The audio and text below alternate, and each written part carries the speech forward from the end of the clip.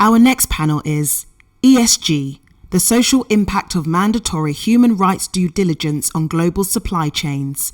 Please welcome our speakers to the stage.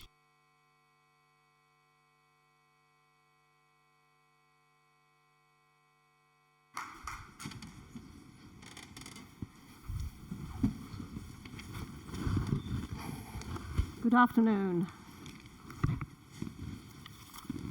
Welcome and thank you to what I hope will be more of a conversation than a series of Q&A.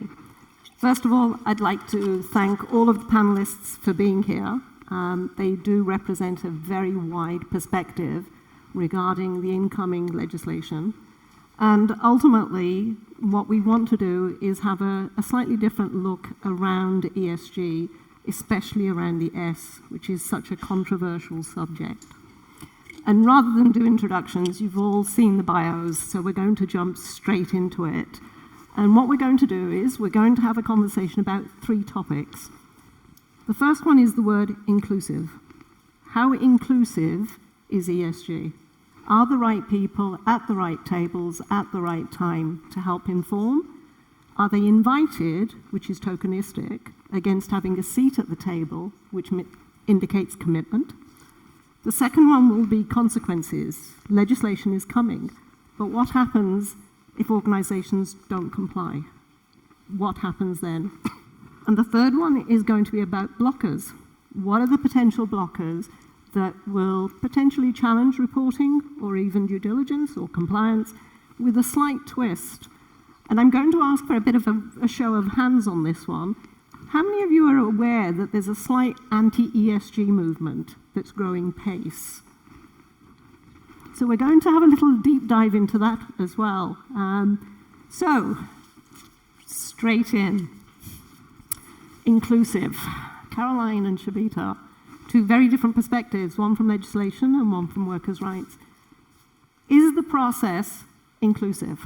And are the right people there as tokenistic or as commitments? Caroline, let's start with you. Okay, so thank you very much. I'd maybe like to start by setting the stage a little bit in terms of what's happening with mandatory human rights due diligence laws. So there's a lot happening right now in terms of movements geared towards ensuring responsible business conduct. At the UN level, you have a treaty-making process that's currently ongoing, and I think the 9th session starts just next week on Monday. Regionally, you have the EU in almost the final stages of coming up with the Corporate Sustainability Due Diligence Directive. It's not been approved yet, probably sometime next year. And nationally, at least within the context of the EU, many countries have taken the lead in terms of coming up with binding laws, mandatory human rights due diligence laws. So the French law, which was the first of its kind in 2017, and then a German law, a Norwegian law, and many other initiatives all around Europe. So a lot is happening in terms of trying to move us from softer obligations for companies to harder obligations. So harder obligations being binding, mandatory, enforceable obligations. But then if you think about all of these processes that are happening simultaneously, one question that I always like to ask, and that goes back to the question of inclusivity, is who is driving these processes, right? It seems to me that there's a global north versus global south kind of dimension going on. These laws are being created primarily, at least for the mandatory human rights due diligence laws, they're being created in global north parliaments. They're being created by global north legislators, and they're doing very little to include the global south within the processes of, even the processes of coming up with the laws themselves, right? And I think even worse, beyond coming up with the laws themselves, there are concerns about what the laws provide in terms of the provisions on, consulting global south stakeholders in the processes of due diligence, for example. A lot of these laws give companies a wide discretion to decide whether and how to consult global south stakeholders. So that always begs a question for me. If we're making these laws because we want to improve the human rights and environmental position of right holders in supply chains, primarily in global south countries, how can we make these decisions without involving these people, right? So I would say that the lawmaking processes that we're witnessing now in terms of hardening softer obligations into harder norms, they're not fully inclusive, or they're not inclusive at all. It's more tokenistic inclusion, because if you ask the EU Commission, will tell you, well, we had a public consultation process. It was open. You could have, given your views on the entire thing. But the way the consultation processes are structured, for instance, the EU process, the EU Commission draft for the Corporate Sustainability Due Diligence Directive, the public consultation was open for only 15 weeks.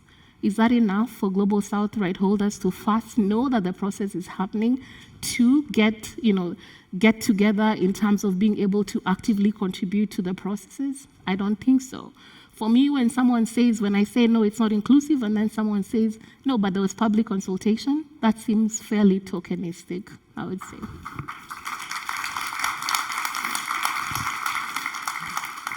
Sabita, tea.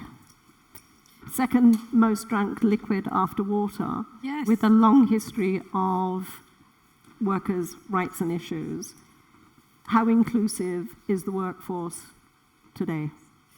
Well, it's really interesting hearing your perspective, Caroline, because I think there are real echoes with the tea industry and how that has evolved, or not evolved very much, from its colonial roots. And I think, when you talk about inclusivity and who from the Global South, whether the Global South is consulted and included, there's also a question about who in the Global South is included. So you could have a consultation which includes, for example, managers of tea production companies or any other commodity. But what about the workers, and what about their families? What about the informal workers who aren't even a formal part of that workforce? How can they be included in that? So I think this model of decisions being made in the Global West having impacts in the Global South is very much an echo of the sort of colonial era. Thank you. Lou, Keelong, do you want any perspectives you want to add into that about inclusivity? Yeah, I think that one of the things that I'm struck by, especially as I heard Caroline, was thinking back to the creation of the United States Trafficking Victims Protection Act in 2000, which is one of the things, along with the United Nations Trafficking Protocol at the time, that kicked off a lot of these discussions from the idea that there should be enforcement rather than simply some non-binding norms out there that were often in the ILO or other places like that. And in thinking about that, I'm struck by who was at the table within government. For the first time, we had a female Attorney General, we had a female Secretary of State, we had a Hispanic Solicitor of Labor, we had an Asian head of the Civil Rights Division, and then as far as the prosecutors doing the cases, there were a number of us from the Black, Hispanic, and Asian communities, kind of for the first time in the history of the United States. And so we were out in the mornings working with the farm workers, and then in the evenings coming back and having the conference calls about what should go into that legislation. And only now, when I look back at it, do I realize that this is an artifact of that diversity that had never happened before. And it gets us a law that updates the post-Civil War anti-slavery statutes that had a lot of things in it that nobody really expected. And I think that it tells us that even if it's just an organic inclusion, something that happens simply because these are the stakeholders. It wasn't something where we were saying we have to have a person from this organization or that organization in the room. We were the room. And I think that that's one of the things that it doesn't always have to be kind of by accident, the way that was. Countries that are looking, whether it's mandatory human rights due diligence, whether it's updating their enforcement regimes around tariff and other things that we'll talk about today, they can now, I think, consciously have that type of inclusivity. And so that very much means worker communities. That very much means looking at your own organizational chart and seeing if people from those minoritized communities are in the countries responses and are in the company's responses. If you have an all-white, all-male, or heavily white or male skewing government or company, you're not going to be as inclusive, even if those people are in the room from the affected communities. From my perspective, just to introduce my company, we are a natural rubber producer. We are upstream manufacturer. I don't think that you're... Sorry. Can you hear me? No, we're going to need a mic. Sorry. I'll take the mic then. That's why we're not heard. So, just to introduce myself, our company is a natural rubber producer. We are based in southern Thailand. We are an upstream manufacturer. So we are the manufacturer of raw materials that are 5 tiers up supply chains.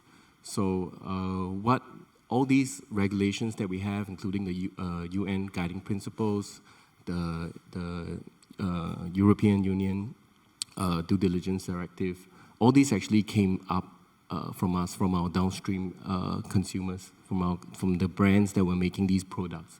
So we were not really that informed about the policies formation, how it was, the opinions were gathered, whether it was feasible or not. And most importantly, in Thailand, we actually hire 95% of our workers are actually migrant workers. So they are the most vulnerable group. And most importantly, they were also not consulted in terms of group representation. So that would be our view from that. Yeah. I just want to pull on a little thread that I picked up over the last couple of days at the Trust Conference, and it was about agency. And we talked about it in the Green Room as well. Sabita, from your perspective, do you get a sense that the workers feel as though they have agency? Or is this a cultural question? So before I answer that, I just wanted to pick up again something I meant to say earlier about inclusivity, if I may, which is that last year, Thirst, the International Roundtable for Sustainable Tea, which I lead, we did a literature review of the human rights impact assessment of the tea sector and looked at all the human rights in principle, as I've called them, right from Universal Declaration of Human Rights through ILO conventions, corporate standards, certification standards. And then we looked at the literature about what was the reality for tea workers and farmers around the world. And you won't be surprised to know there was a pretty big gap between the two. So I think that's something that, European legislation has got to really think very carefully about is yet another law going to just be added to this pile of what it should look like, but also whether due diligence, just doing the checking before doing the doing is going to be enough. But on the question of agency, I mean, when you're thinking about, we've been looking recently at what works for workers, tea workers and farmers in terms of, what gives them a better standard of living, what sort of structure are their human rights more likely to be respected. And the business models which give them agency are the ones that appear to, do that the best. So a worker on a plantation who, is given a house, is given and has been in that house for generations, has access to healthcare and education. It sounds wonderful, doesn't it? But actually the companies really struggle to be able to afford to give that in good quality. But also those workers have no agency. They have no say. I mean, they do have trade unions, but they're not terribly representative, especially of the women. And when you contrast that with the life of a smallholder farmer who, they still have a hard life and they're not millionaires by any means, but they have their own house, their own land. They can decide to plant a bit of maize or something else beside the tea, and they can diversify, which is better for the environment as well. And that kind of agency seems to work, much better in terms of recognizing human rights. But of course, the flip side of that is that it's harder to kind of oversee and manage and check it's harder to do due diligence unless you've got an agency like the Kenya Tea Development Agency, which is an association of hundreds of thousands of smallholder farmers working together in cooperatives. Can I jump in quickly on agency and autonomy of right holders to just say that also I think on a sort of meta level, we have to remember that these questions of agency and allowing rights holders to participate in decision processes geared towards bettering their realities, it's not a question of benevolence, it's a right.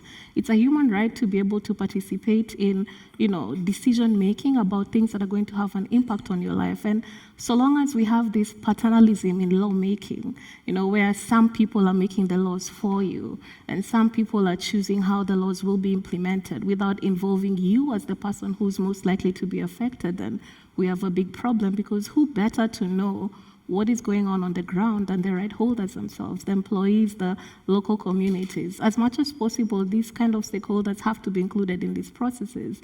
Otherwise, then, we really have to question whether these laws and these movements towards responsible business conduct are really, they have their heart in the right place, so to speak. Thank you. And that nicely leads into consequences. So the arrival of due diligence and some of the mandatory reporting, there is a mixed bag of emotions out there. Some of it is people are welcoming it and some people are challenging it already. And I suppose my question, I'll start with Caroline first from the legislation space. If companies don't comply, what's the consequence? Okay, so it depends on what you're talking about, right? Like there's so much, it's like a web now of regulations and directives and all of these things geared towards trying to ensure that companies behave more responsibly. So some laws, like the one Lou mentioned, the Modern Slavery Act for the UK, for Australia, they're transparency regimes, right? Like there's an obligation to report. So, and then depending on, the report, there could be consequences and such. But the examples of the EU, for example, the Corporate Sustainability Due Diligence Directive, and for the Loi de Vigilance and the German, Lieferkettengesetz as well, they require companies to also put in place certain procedures in their companies. So due diligence obligations, so to speak. And, there are a whole variety of due diligence obligations. And then essentially at the end of the day, the idea is that if companies don't comply, then there are going to be a number of repercussions. This could be administrative. So, for example, in Germany, you have the BAFA, the body that is created under the Lieferkettengesetz, the German supply chain law, to perhaps monitor implementation of the law. So this body is empowered to take administrative sanctions against companies. In some contexts, like the EU, it's being debated whether there'll be a civil liability regime, for example, so that consequentially, if companies don't comply with their obligations under the directive, right holders can be able to take them to court and sue and, get damages, as the case may actually be. Another example in the German context is that you could be locked out of government procurement contracts if, you're found to be in violation and all of that. So there are a wide variety of consequences depending on the different laws and what they set up and all of that. But I would like to say in terms of consequences, and perhaps one critique that I like to make in this regard is the way the laws are set up. Many of these laws, the way they're designed, it seems to me, and we discussed this thread, that the laws are very concerned with process. Right? So we want companies to tick certain boxes. We want companies to say, hey, we have a risk management system. We prepared an annual report telling you what we did in terms of due diligence, etc. But is process an acceptable proxy for human rights outcomes? Is it possible? Can we conceive of a situation where companies comply with the laws on paper, but then they're not changing the human rights reality? I don't like to be the bearer of bad news, but I think this is very, very real possibility. Can I add on here? Yeah, it's very comprehensive. Caroline gave very comprehensive suite of the legislation. But what really struck out for us in the latex industry, we were supplying a lot of latex to the rubber glove industry in Malaysia during the COVID pandemic. One of the most shocking things that happened was actually the CDP, the US CDP WRO, basically is a sanction on some of the Malaysian manufacturers of rubber gloves based on allegations of forced labor and modern-day slavery within that supply chain. So I think, Lou, would you like to speak more about what went on and how the law is? Of course. So one of the things that the United States and a number of other countries did, the 1930, there was a convention that basically led to the creation of the International Labor Organization. And the prohibitions on forced labor at the time were almost immediately exempted by the United States, Britain, and other countries, saying, we're not going to let forced labor into our country unless we really need them. That's the technical legal term. And when you think about it, it comes back to rubber. Almost everything in this area, if you think of the longue durée, if you think about the creation of the human rights infrastructure here in the UK with Anti-Slavery International, coming out of the exposés of the Congolese rubber situation in the late 1890s, et cetera. So what we see is an exemption in the Tariff Act of the United States that said no forced labor unless it's something that we can't make here, i.e. we really need rubber for gaskets, for tires, for not just our armaments industry, but for industrialization. You can't make an engine without rubber. And so that then infects the entire 19th or 20th century. So one of the higher priorities for us after we passed the Trafficking Victims Protection Act in 2000 was to be able to go upstream. And so over the course of the next few years, we were able to pass legislation that would allow us to go after people who were profiting from slavery and trafficking. And eventually, by 2015, 2016, we were able to close that loophole in the Forced Labor Tariff Act of 1930, setting up the organization within Customs and Border Protection, CBP.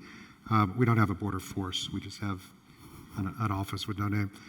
So Customs and Border Protection at CBP starts working with non-government organizations on the ground, especially in Malaysia, folks like Tenaga Nita and others who are dealing with people who've escaped from these situations.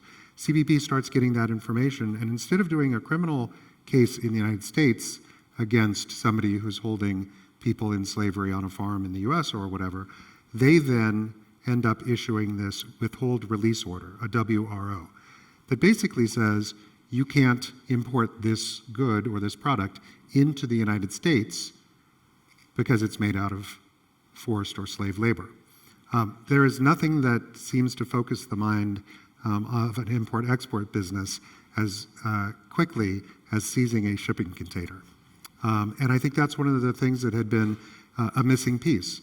There was already various sustainable rubber initiatives out there. There were multi-stakeholder initiatives that allowed companies to kind of point at them and saying, well, we're a member of such and such group, and our group is a member of ISEAL, and it's all an interlocking set of things that are trying to establish basic human rights norms around these labor issues.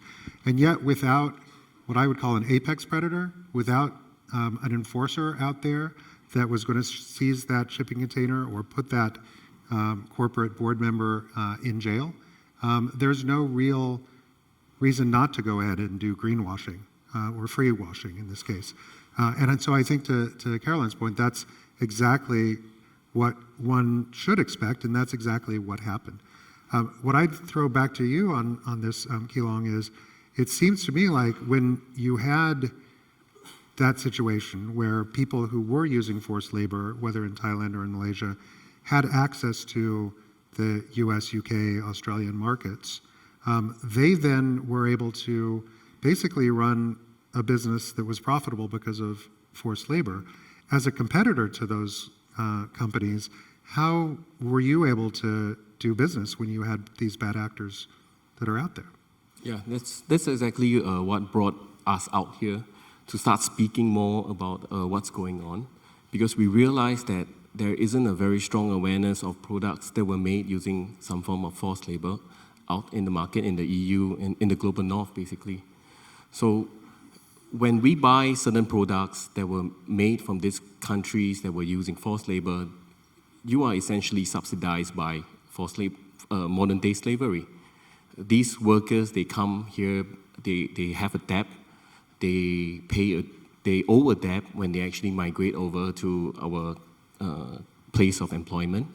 And usually in many of the cases, in the 2 years that they spent working, they were unable to pay back the debt because there was interest rates, there was unfair fees that were imposed upon them. So most of the time they go back without earning any wages at all. So it's very much simplified definition of modern day slavery. So this is where we actually were very much aware. We actually didn't came out like that. Many years ago, just like any other employer in the area, we believed that we were good actors, we were taking care of our workers. However, there was a brand that came down and actually conducted a social audit on us. And we were shocked. 100% of our workers are actually subject to forced labor risk. So the most prevalent one that was in our organization was actually recruitment fees and recruitment debt. And this is where that came in, and this is where it's related to the Malaysian glove manufacturers, where the CDP, the WRO. So we were much earlier than that. The realization actually came much earlier than that. And then we with that shock, we set out a series of measures to counter that. It was not one-off. We realized it's never enough. So when people talk about human rights due diligence, it's not enough. You have to have policies that are aligned with international standards, with the UN guiding principles. You need to have grievance mechanism, a channel for these vulnerable groups to raise these grievances fairly, and they are taken care of. You need to have remediation when you find all these grievances. And grievances can be monetary, and sometimes it can be apology. Sometimes we are all human. It's not just on the compensation part. It could be just restoring that dignity. And finally, we have policies, human rights due diligence, remediation, and grievance mechanism. And beyond that, you have to have social audits within internally and externally to ensure that all these systems work. Because we realize that even no company can say that they're 100% clean. Because we realize these forced labor risks, they are constantly evolving. So when we actually mandated the employer's pays principle into our contracts with our labor recruiters, mandating them that every fee has to be paid by us, the employer, we found through our due diligence systems that they were double charging the workers. So we were paying for them, and the recruiters were charging them the same fees and the same debt. And this goes down the line. Usually it's never a single recruiter. Usually there are multiple layers, sub-recruiters. And these sub-recruiters could very well be their cousin, their brothers, their friend, their neighbor, or even their village headman, usually the case. So this is what we have found. The consequences are there, but there are ways and measures to counter them. And we think eventually it's becoming more and more structured. So previously, when people talk about S, there was no structure to it on how do we counter that in a global supply chain, in a company. Slowly, we think that these are all forming up. And there were good examples. Actually, with the Thomson Reuters Foundation, they actually have a manual of services that gives tools, partnerships, consultations, basically free tools that you can actually access easily to implement on. We are not considered a large corporation. We are like MSME, so we're just as our resources are just as limited as any other company. And luckily, we worked with UNIOM, the International Organization of Migration.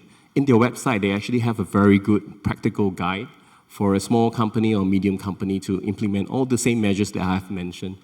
So I think there's hope in people for companies to actually adopt it. We don't be worried of being small and with limited resources. You won't be left out. So just before we go to Sabita, thank you. When we had the last conversation, you'd mentioned that, Keelong, that at the time the embargo was put on, within Malaysia, other companies were worried about their own reputational risk of being associated. So do you see that as a positive? Yeah, it's actually, brands now are not actually looking to conforming to the laws. Actually, that's a myth. Actually, they are now very concerned about reputational loss because they saw the reputational loss that was imposed by the WRO. Now people associate these companies with forced labor. So it's a very tough headwind to fight against when you're trying to sell your products in these markets. So I think that will be the biggest driver for brands. Yeah, thank you. Sabita, you wanted to come in on that? Yeah, question I wanted to ask Louis and Keelong really, because just hearing you talk about this experience reminded me that a couple of years ago, Thirst was approached by an Australian organisation who wanted to put forward a case for Indian tea to be subjected to a withhold release order. And so they were asking us for information to support that, and which we provided. But we also said, are you sure you want to do this? Because Indian tea and tea sector in general is in a state of crisis at the moment. They are having a lot of attacks on their reputation, and they've gone into kind of really defensive mode. And having a shipment of tea withheld because of accusations of slavery might be the nail in the coffin for the industry.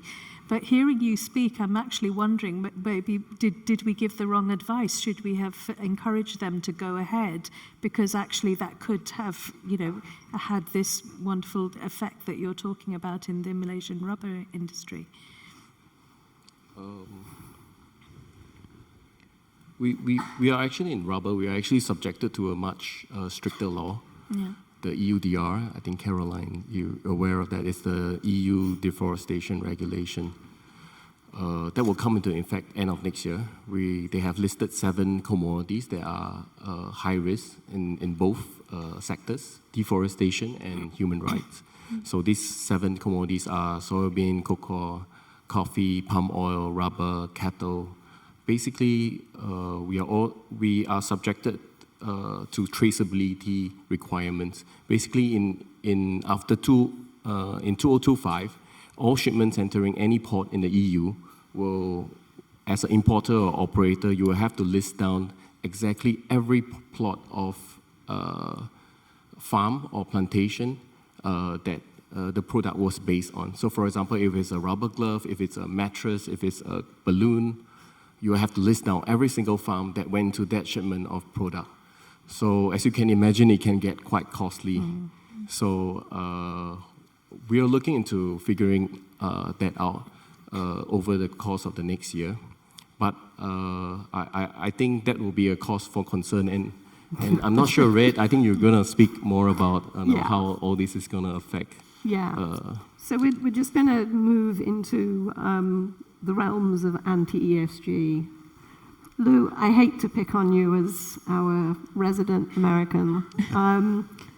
The backlash against S and ESG, for those of you who may not have come across this, the backlash seems to be that global economic uncertainty, antitrust laws, unreliable data, and then greenwashing and wokeism. So even the S has now been attached to wokeism. Lou, your perspective, because it is coming from a particular party in the US, and is there a chance that this will pick up momentum? And do we see this approach coming across the waters and taking over the globe? Well, I think a couple of things. First of all, even though I'm wearing pinstripes, I'm no longer an active U.S. diplomat. So I can be a little bit more partisan than I may have been from this stage before. It is the Republican Party in the United States has been leading the charge against ESGs. ESG as a concept, but also then ESG as a organizing principle for especially municipal, state, or other governmental investors. And so there's been a set of laws proposed out in the various states. 14 of the states have actually passed them. Some of them are more strict than others. But a lot of them end up saying that you can't take these ESG principles into account, or you can't work with a financial organization that is taking ESG into account in its investment portfolio, et cetera. In Texas alone, there's been estimates that more than $750 million of increased borrowing costs for towns and counties as a result. So this anti-ESG wave that you're seeing in a few states that are controlled by Republican majorities is actually something that they are so anti-ESG that they are willing to pay that premium to be able to take this slap at ESGs. I think it's coming from two places. I think it started off more in the E, because you see these laws first being passed in places that are very controlled by fossil fuel. So especially kind of Texas, Louisiana, kind of that corridor, Alabama, which a lot of oil refining on the Gulf. And a lot of it was, I think, very much trying to stop having government or pension money going into a greening or a decarbonization attitude. I think that what we're seeing now with it moving over to the S's is part of this kind of constructed attack on liberalism under this woke banner that you see. And that's, whether it's people trying to have certain books not available in public schools, whether it's trying to have kind of a national race to the bottom as far as restrictions on women's reproductive rights, or whether it's on something like you can't have diversity, equity, inclusion, which is one of the things that it's one of the easier things for companies to have done under the S. A lot of companies went straight to DEI as far as their social responsibilities with ESG because they didn't really want to get to right to organize or workers' voice or those things that kind of go against some of the things that they stand for as a company. So a lot of the S's that you see talked about in ESG are part of the diversity, equity, and inclusion battle. And that's something that is white hot in American government right now. I will have to say, as the resident American up here, in response to Sabita's question as to whether or not seizing those tea shipments would have worked or not. As an American, as close as we are to Parliament and to the palace, I would have to say that we have a long record of seizing British tea, and we're very proud of it. So, I'm glad you made that connection. I was going to, but I didn't think I could. So going along to the rest of you, is the concern about S becoming another bash for woke? Are you concerned about that? I would like to jump in here. I think the start of this anti-ESG backlash within the political scene in the global north seems to be related to the concern about rising consumer prices. How much implementing all these legislation and having all these measures will add on to consumer products. And I think these are spooking out the policymakers. And most of this information is not known. And we have already seen cases of big companies, brands that we supply down the chain, pushing very hard to ensure that policymakers do get concerned about all these rising costs. However, the question that I put out to the audience is, should the products you're buying be cheapened or be subsidized by modern-day slavery? It shouldn't. Just like in the case of the US, they are not. What the enforcers are doing is ensuring all these products are not getting into the shelves for consumers. And then what's on the shelf should have a minimum baseline playing field, and all these companies can compete for the lowest cost to it. In our experience, with the high concentration of labor costs to our products, from what we see, the additional price that we pay, which we should pay, which is the fair wages that we should pay, it doesn't add up to more than the fluctuations that we see from the seasonal changes in the rubber prices. So we don't think these are really out. And if you understand the supply chain, when you go really upstream, that's where people don't get much margin. The smallholder farmer themselves, they don't get that much profit. As you go downstream, this is where the biggest profit margin is. It can go up very high. So in our opinion, with our high labor force, we don't think that it will have a big impact in costs in that much, as imagined. As to this idea of cost of compliance, I think that it's something that is being talked about. I know just this week in the EU Parliament, there was concern as far as that's concerned. I think that that's something that we can build into the response, right? I think that there will have to come a point where there is some kind of standardized approach, just like we have generally accepted accounting principles. We will get to a point over the next few years where people will be able to predict what it is that I have to collect, what is collectible in the first place, how does that go into my mandatory human rights due diligence filings. I think that the EU directive and the EU Parliament is giving a bit of a runway. I think it's several years out before a lot of it is going to kick in. So firms will have an opportunity to figure out what that kind of cost of compliance is. I think to the degree, though, that ends up shielding and being a political stalking horse for we just don't want to do this, and we're going to use cost of compliance as the kind of acceptable reason politically. I think we're going to have to continue to smoke that out. So I'm going to weave in some of the questions because a lot of the themes are coming through. There's a question from Nadia Secure. What solutions have emerged in different geographies to ensure the most affected people are at the table and they are heard? Are quotas the only way forward? And then similarly, what's happening in gender? So Caroline, you and I initially, when we talked about the Global North and Global South, and Sabita, from your perspective, differences in regions and voices.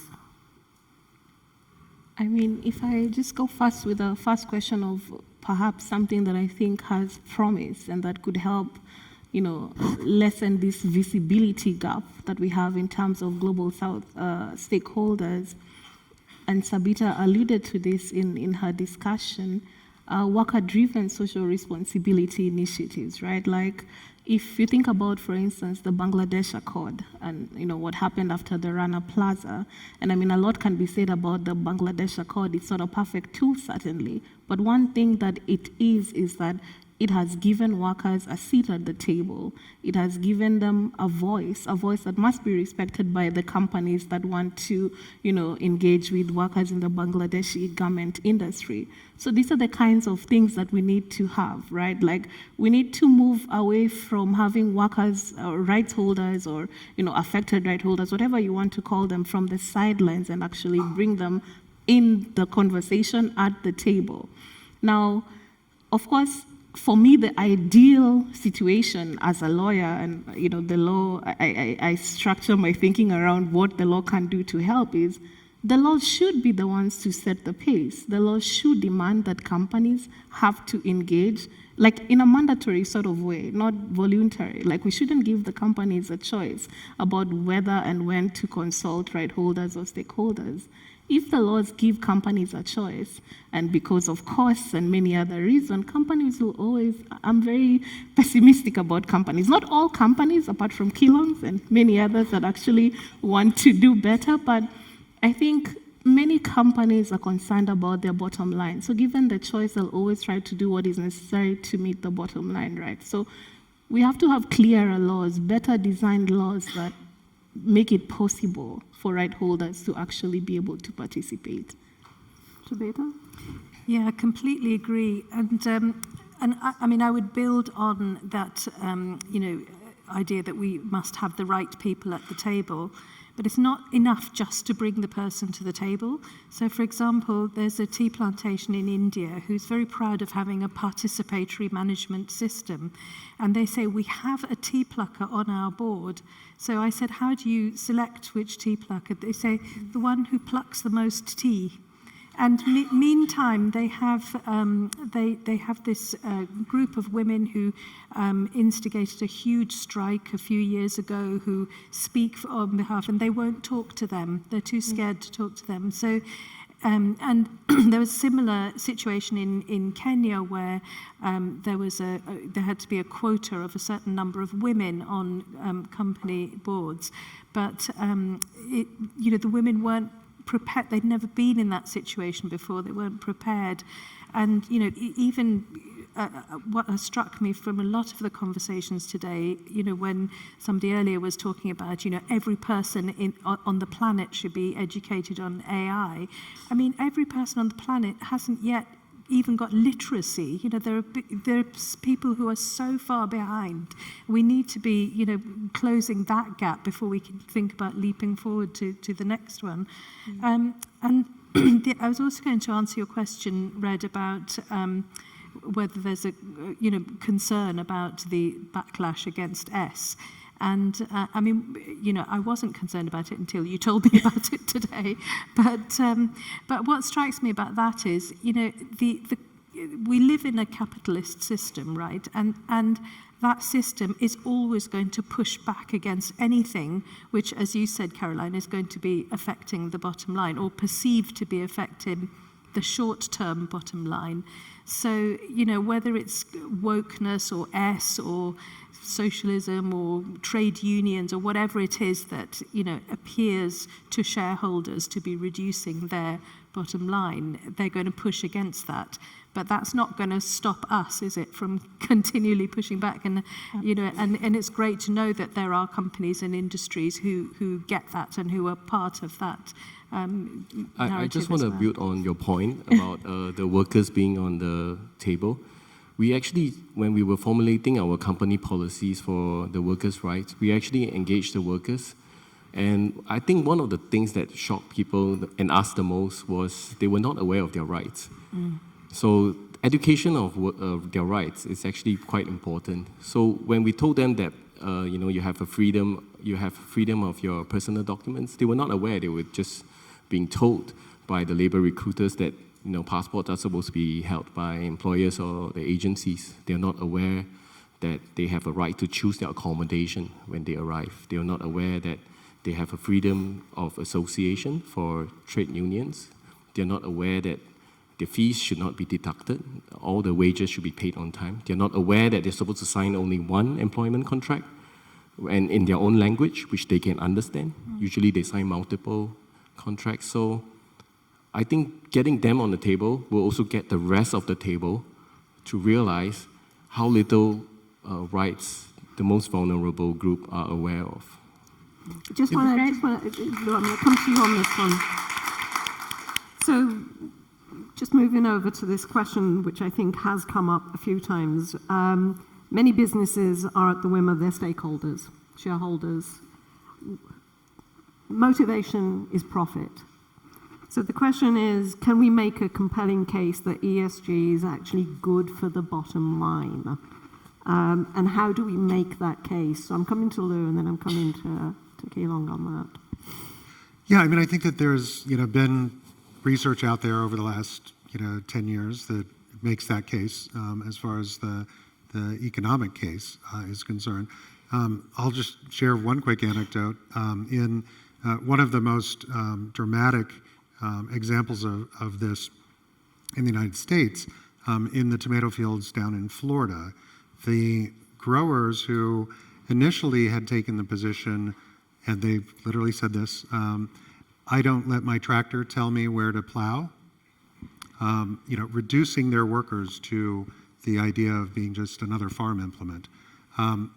Because they were able to be brought to the table through the economic power of the buyers, Walmart, McDonald's, a number of the other big companies who had chosen the farm workers as their allies, not the growers. The farm workers were able to come in and get legally binding contracts with the growers, with the buyers, saying that they wouldn't buy from anybody that wasn't working with the farm workers.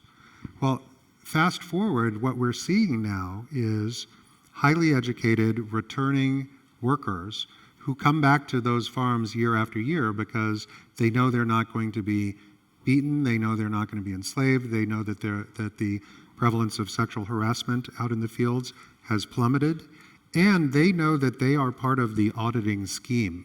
It's not a third-party auditor who comes in to audit them, but the workers themselves are part of the auditing scheme.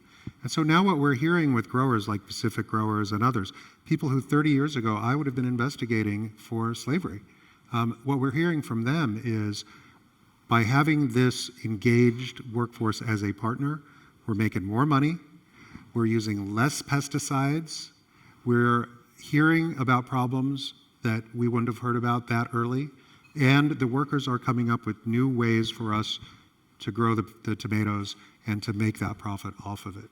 So that empowered workforce is not just empowered so they can fight for their own rights, they are now partners in ultimately the profit and the success of that company.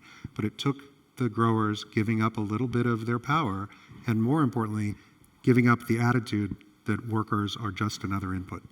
We have a couple of minutes left, and I'm going to put you all on the spot. One word that sums up how you feel with the new legislation in the EU coming forward, and the one thing that you are concerned about. Start with Sabita. I suppose hopeful. I mean, you know, a law is always has more strength than a voluntary code. Sorry, that was more than one word. Hopeful. Concerned whether it's just going to put a lot more pressure onto producers and you know, drain their resources more, having to do the reporting, especially smallholder farmers. Yeah, I mean, a word close to Sabita's promising, but I think my biggest concern is that we're going to have a situation where we have all of these laws that are promising on paper, but they don't live up to their promises in reality, right? Are these laws and all the different movements geared towards holding companies more accountable, only treating symptoms without treating the underlying disease? And that goes back to what she mentioned about the fact that we're living in a very neoliberal, you know, capitalistic society. We have to ask ourselves, how did you get to this point where transnational corporations have amassed so much wealth, sometimes more wealth than some countries have, that they're able to engage in this kind of extractive, you know, activities, externalizing all their human rights and environmental impacts, etc. I think those are deeper structural problems that run the risk of being kind of swept under the rug by this euphoria that is surrounding laws such as the EU directive. So I'm very contradictory. I'm promising, but I also am very pessimistic. So a mix of both. I'll come back to your point about the bottom line. Just to reflect on when we are selling our raw material to products, corporations, they actually highlighted that, you know, what you do is great, but sustainability is just 5% of the procurement matrix. So you can't score more than that. So rightfully so. I would like the audience to leave with a thought. They are doing that, they're having that procurement matrix because of what all of us are consuming. We are buying based on price rather than what the supply chain is doing. So that would be my thought to leave the audience with.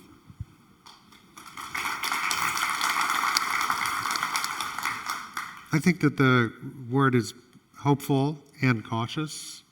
I think that, you know, what we see in all of this is, as Sabita said, the backlash is always there. There are the folks who want to go straight to the bottom line and to that kind of power that they can wield over their workers will try to figure out how to get around this. I think that one of the things that we see, like so many other human rights norms and areas of international human rights law, is that we have an awful lot of not that effective responses, but when you aggregate them all together, maybe it actually becomes an effective response. And so this is, I think, another good shingle on the roof that can protect us from the rain. Red, can I change my word? I want to say cautiously optimistic. So we are down to 9 seconds. Thank you very much. My takeaway from all of this is that consumers, supply chains, everybody's a consumer of some of goods. it's a global collective responsibility to make sure that nobody is exploited in anything. And we go back to, as Sabita had said right at the beginning, the fundamental human rights are freedom, education, and access to being free. It is a collective. So thank you very much to the panel. That was very enlightening. And thank you very much for joining us for this conversation.